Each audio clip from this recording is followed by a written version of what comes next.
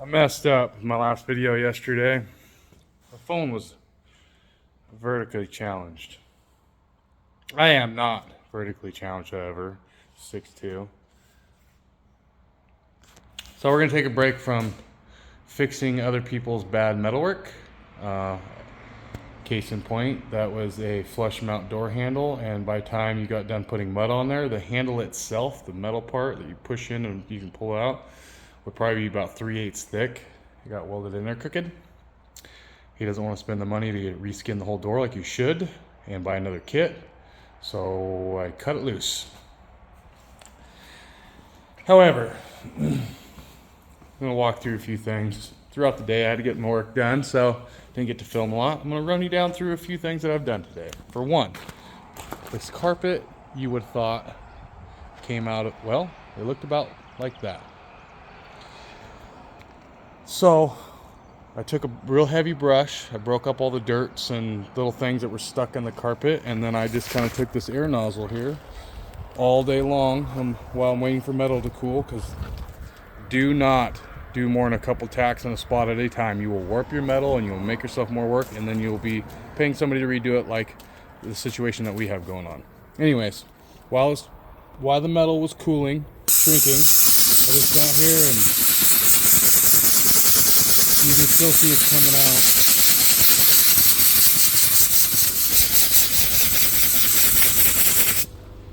And then I don't know if you can see these darker spots, but I usually come through way early in the morning and leave way late at night, so everything's closed. I'm in a rural area. I'm gonna get some shout, and I'm gonna shout all those spots and vacuum it, and then hope for the best. This came pretty clean. That was my first time scrubbing through this.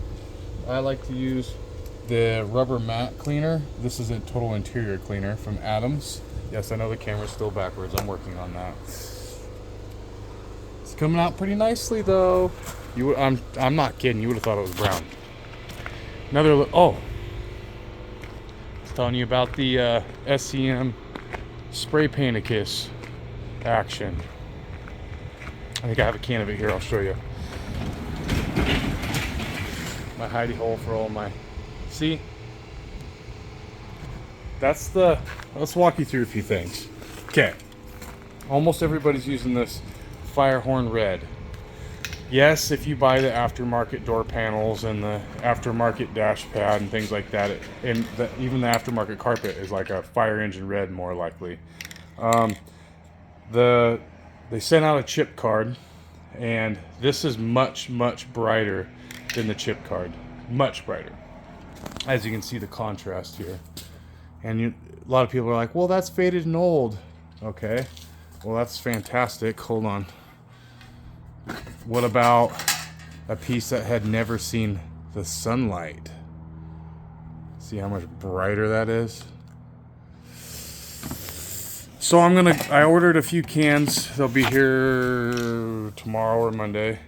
Of a shade or two darker, and in hopes that it dries much more like my dash is mint. I don't want to paint my. Oh, whoa, what's going on here? Oh, there's a front camera. Oh, yeah, duh. Usually hold it in my right hand, but this is the SCM color coat Firehorn that I've seen a lot of people use in videos and stuff, and that's great if you're going to try to match some of your aftermarket panels. And still, even then, if you're buying a bunch of aftermarket panels and you're spraying stuff anyways, you might as well spray the whole thing, which leads me to my next point. Well, why don't you spray the whole thing then? I don't really want to, for one. Two, like I said, my dash is mint. I can spray paint it, yes. I don't want to if I don't have to. And I'm going to do like the upper above the windshield and behind me on the back window and redo the dash pad. But, however, I did use it on the seat, and this is only one coat. Yes, there's a couple dark spots still, but I mean, come on. I mean, it looked like this when I started. Oh, that reminds me of seatbelts. I need to shout the seatbelts. Shout, shout, let it all out. These are the things. Okay, I don't know if you can see it or not in here. Oh, I have a light in here. What am I thinking? If I can get to it. I have stuff for every kind of car in this joint. Na-na. Shh. Yeah. Okay. Yes, I know it's dirty. An uncracked, undamaged, undrilled holes everywhere. Perfectly clean, nice dash. Look at the glove box. I don't really want to have to paint that if I don't have to. Just saying. Not bad. It was almost white yesterday. I'm gonna put this up.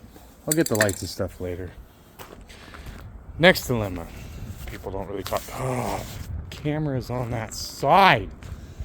My bad. Next dilemma. They can get this chrome strip for the seal, yes. It's gonna, yeah. Like it on.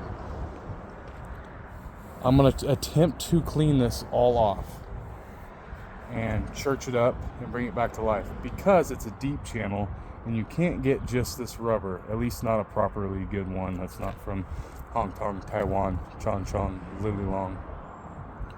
Because I would like to maintain this slider and then paint the bars.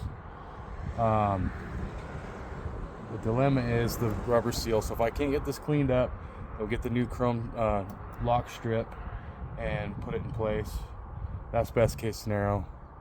Worst case scenario is just put a straight piece of glass in here. What do you mean deep channel?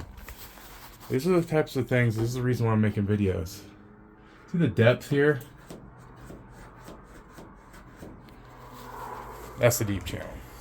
It's a lot thicker.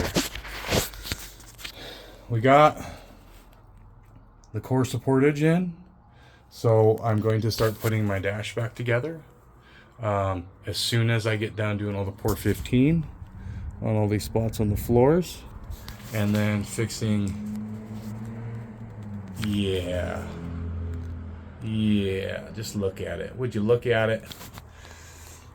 I gotta make a piece for that, which really blows. I'd rather have just pour 15'd it and put my interior back together. And then I'm gonna sandblast the tops of these instead of buying new ones, so that they're textured-ish. And I'm just going to, whatever darker color paint that I get, hopefully it's a close enough match, I'm going to repaint those. You can buy new, yes I know. I'm gonna try it. Save me some money. Core supportage in. New heater hoses in. Yes, I know my hose clamps are loose. I've tried using some of the factory clamps off of the smog stuff, and none of them are that small for the heater hose. So, and why don't you reuse the ones that came off of there? Because people put the cheap gas station, look like a gardening hose actually, the type of hose on there, and then they put the chintzy. Oh, I keep forgetting about the camera. My bad. I put the chintzy hose clampies on there. So we got about 4 more days of rain, sprinklage. I'm gonna pull the windows. I'm gonna set the tripod up so the camera's facing the right way. Yes, and so I'm not glaring it in the sky edge. And walk you through wire wheeling and pour 15 and job, and then we'll have to do the rebuild on the old carburetor. And I was really hoping to find an intake, because you can see how nasty and why I took off a lot of the smogulator stuff. It is grody. And yes, I'm going to do a bunch of budget things, so I'm going to be showing you how to modify this bracket to where it only holds your alternator. So it looks all nice and clean. We'll sandblast those. I might get those powder coated. We got to send some stuff off to powder coating. I'm going to be taking off the Tyrannosaurus spider dealy bobbies here from the manifold down there. I do have some caps for those. I'm going to be capping those off. And then we'll be pulling the bed and the transmission and transfer case, sending the tranny off to get built, because I am not a tranny guy. I do not live in Seattle. No trannies here. And what else do we got going on?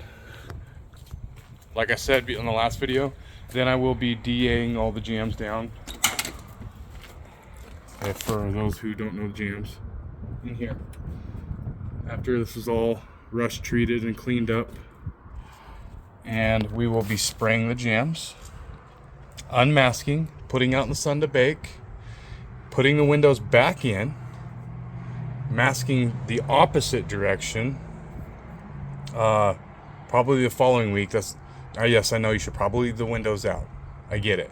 I'm going to paint past where the rubber's, well, crap, I can't. I lied. I'm not gonna get away with that on this because of this seal. However, I will be putting the windshield back in probably, because this will be painted up to in behind here. With the window in, I can still back tape. That's what I was getting at. On older vehicles, the rear window you can get away with it because that's snap-on chrome. But I want to seal this thing back up because it's going to be a week or two before I can get the cab all DA'd down and back in the booth to get painted with the front clip. Bye-bye patina.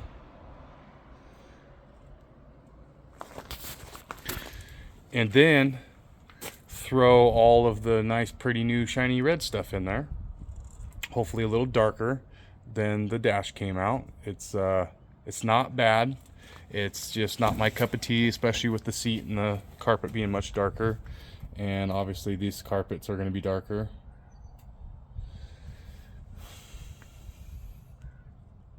And then I'm going to remove the bed liner. See how bad the floor of the truck bed is, and we will be catching the bed up. By the way, with the fancy EPA crap going around, chrome is near impossible to find anymore around these parts. You have to ship it off. The only guy that's around here for chrome, that's $1,300 to chrome. So there's that dilemma. I don't know what to do about that yet. I kind of don't really want to paint it that Ford gray color that let the smaller, sleeker bumpers come in. I really want the chrome. We will see. We will see. We will see. So that's the update on that. I'm going to have a series of shorts on clean. I'm going to clean. I should have filmed the seat, but like I said, I had to work and do things in between. I will clean that seat on a short, and I'll start spray painting it on a short when I get the proper color. And I will walk you through rescuffing the dash and repainting the dash, and then adhesion promoters and things like that, which I thought it was sitting right here, on the other kick panels and such. Anyways, that's that. Oh, remember I was telling you about we need to make sure that the window fits in this Blazer before I go any further. We got a window in. I can stick my fingers through the sides of it, so I'm gonna have to cut the frame apart, and this is exactly what I'm talking about. And this is what made me think of this. You see this? See this gappage? All the Chevy guys are going, they're supposed to be there. See how this is like up high, like it's tilted out? That's because it is. It needs to be slammed in. So this piece is crammed all the way home over there, and this piece is crammed home all the way this way. And this is what I was talking about. So when your arbor comes off of your windshield wipers, the shaft, spline shaft, your cowling covers half of this hole because this whole panel is shifted to this side. That'll be another day. That'll be another day. Joy, joy, joy, joy. Another thing to know about these aftermarket bodies is they come with every single hole from 67 to 72, and with the AC holes included, which is way over there. Oh, I'm gonna get better at this. So I've went through and I've marked what every hole was for everything. It comes with every style gas pedal, version. So we got to make this thing look like a factory 72 Cheyenne Super Blazer.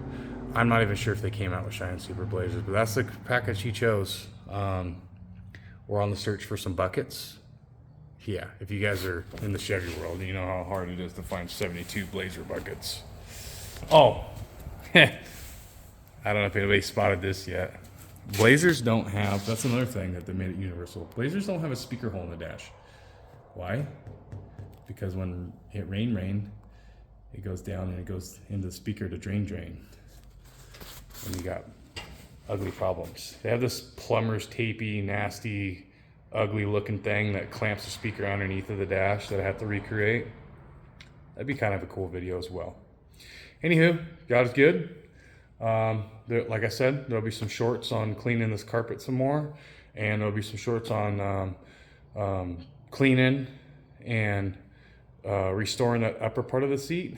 And then this weekend, hopefully tomorrow, I can start port 15 and that stuff before the windows get taken out. And that patch panel. I might time lapse that patch panel. Peace.